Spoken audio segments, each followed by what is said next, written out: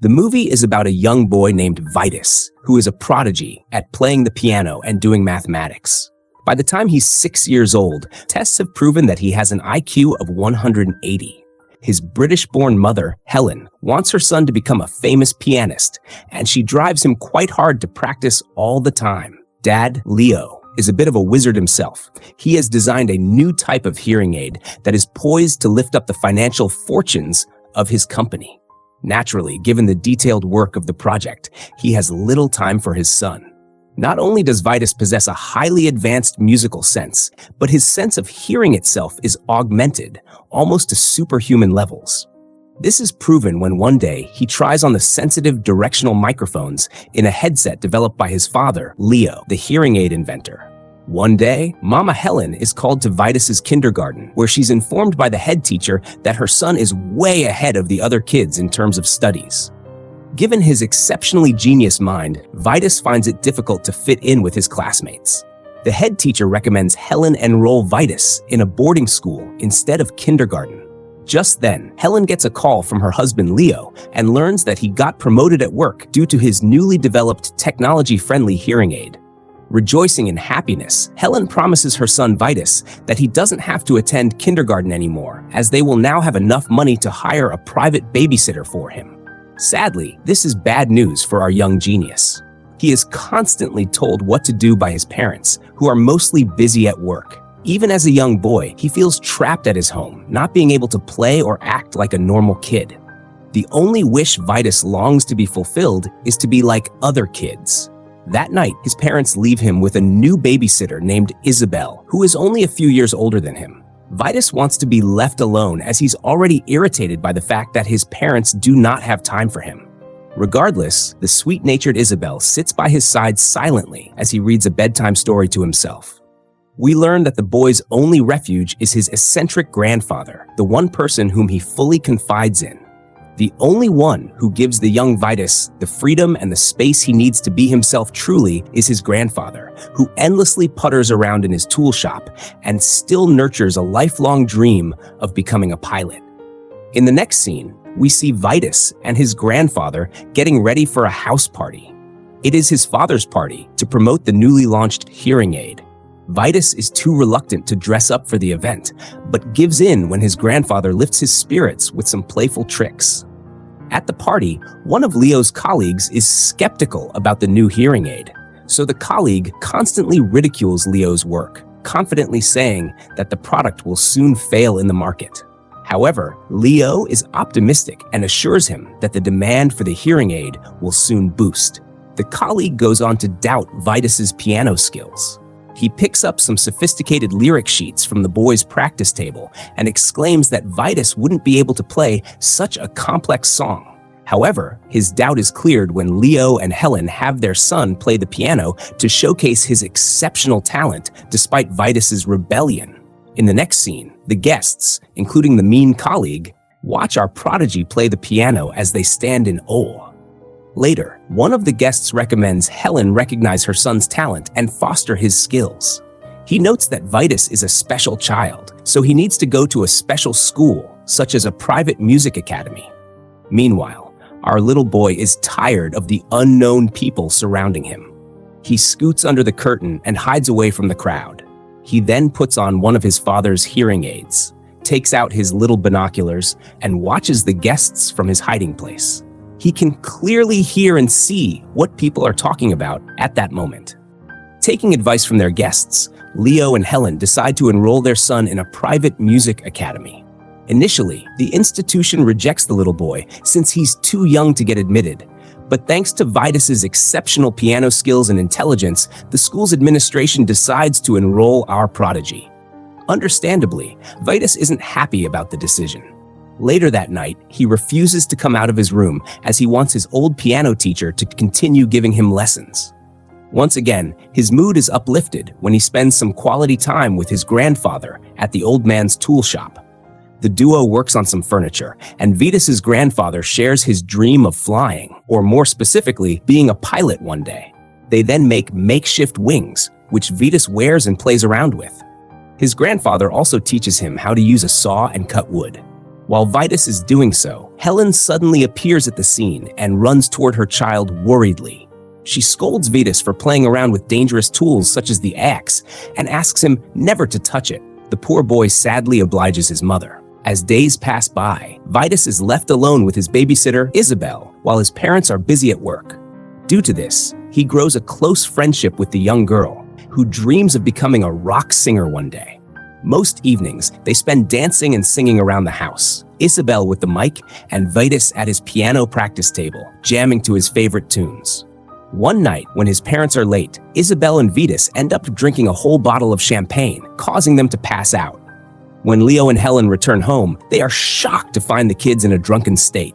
Consequently, Helen fires Isabel, the only friend Vitus had. This causes him to lash out as he throws books off the shelves out of anger. He also manages to lock his mother out when she goes to handle a delivery. Following this, Helen screams her son's name from outside the door, but Vitus wouldn't answer. Instead, he heads over to his practice table and starts playing the piano loudly. The little boy doesn't answer the door even when it's night, and his father, Leo, has arrived from work. Leo tries his best to open the locked door, but to no avail. He yells at Vitus, but the little boy seems indifferent and continues playing the piano. The next scene abruptly skips to a few years ahead. Vitus is now 12 years old. He continues to be dissatisfied with his restricted and controlled life. He attends the equivalent of college and doesn't get along with either the students or his professors. Given his highly gifted intelligence, he ridicules his teachers to display his knowledge, making them look stupid. It often puts Vitus in trouble, but the boy doesn't seem to care at all. He is tired of the way he's been living for the past couple of years. In one such instance, where Helen is called in for a parent-teacher meeting to discuss Vitus's arrogance and highly gifted nature, the class teacher recommends Helen enroll her child in a special school.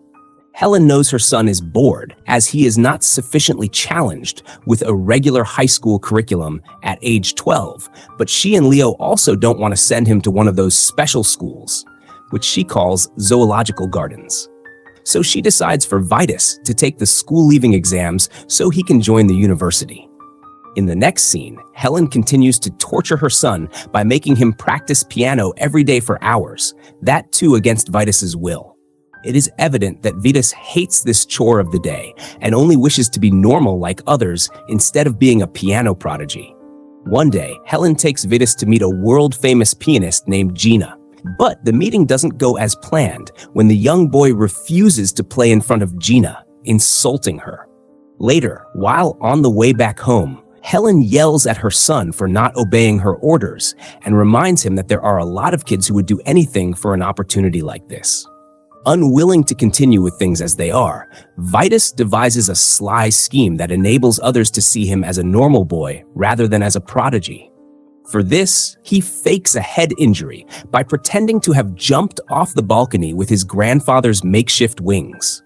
Later, at the hospital, the doctors inform Helen and Leo that Vitus has suffered only minor head injuries at the moment, but they cannot be sure of the damages later on. Sometime later, Vitus regains consciousness and pretends that he has lost his memory. He even acts like he's forgotten how to play the piano, devastating his parents. Additionally, Helen is informed by the doctor that Vitus's IQ has dropped from 180 to 120. Although his vitals are normal for someone his age, the doctor then recommends Helen give some time to Vitus for recovery. Consequently, Helen is upset that her kid is no longer a prodigy, while Vitus rejoices for being able to live a normal lifestyle, far from his parents' constant pressure to be perfect. All the pressure to perform has now vanished, and he is free to be his own creative self. He even makes a friend his own age. However, he misses playing the piano, so he visits his grandfather's house. While the old man is out attending to chores, Vitus plays the instrument he longed so much to play for a long time now. Unbeknownst to him, his grandfather learns about the scheme when the old man hears him play the piano. Thankfully, his grandfather promises to keep it a secret. As he spends his time at his grandfather's, Vitus learns that the old man's financial condition is weakening. Additionally, Vitus's father, Leo, is also going to be kicked out of the company since his hearing aid products are no longer the best sellers in the market. He has been incurring losses for some time now. In order to help his family with finances, Vitus secretly opens a brokerage account under the name of Dr. Wolf and invests in the stock market. With his intelligence and good market analysis, he amasses a fortune from it. The money allows his grandfather to purchase a flight simulator. Moreover, as the money earns more interest, his grandfather also buys a Pilatus P-6, a single-engine aircraft he always dreamed of flying one day. Sadly, on the other hand, Vitus's father, Leo, is fired from his company due to the poor midterm review. One day, Vitus runs into a pretty teenager at a music store and immediately recognizes her as Isabel. He pursues her, but she prefers someone older and sadly does not return his affections. Regardless, they exchange a bittersweet goodbye. Vitus is then suddenly called to the hospital, where he learns that his grandfather has been injured. Apparently, he fell when he was fixing his roof, but Vitus learns the truth that his grandfather actually fell while trying to fly his aircraft, which he swears to keep a secret from his parents. Sadly, the grandfather passes away from the injuries, although he manages to write a letter for Helen and the family. That night, Vitus also learns about his father's condition, so he decides to secretly help him. He hires an insider woman from the stock market and manages to buy his father's company, which has been facing losses. He uses his alias, Dr. Wolf, and purchases the firm with the money his grandfather left him. Consequently, with the help of the insider woman, he manages to show that Dr. Wolf is none other than his grandfather, making his father, Leo, the new CEO of the company. The final scene of the movie shows Helen reading the letter left by the grandfather. After reading it, she and Leo finally learn the truth about Vitus, that he was so smart he fooled everyone, including his parents, teachers, and even the doctors. The old man begs them not to be angry at Vitus, explaining that it was a better way for the boy to escape from the world, for which he is too intelligent.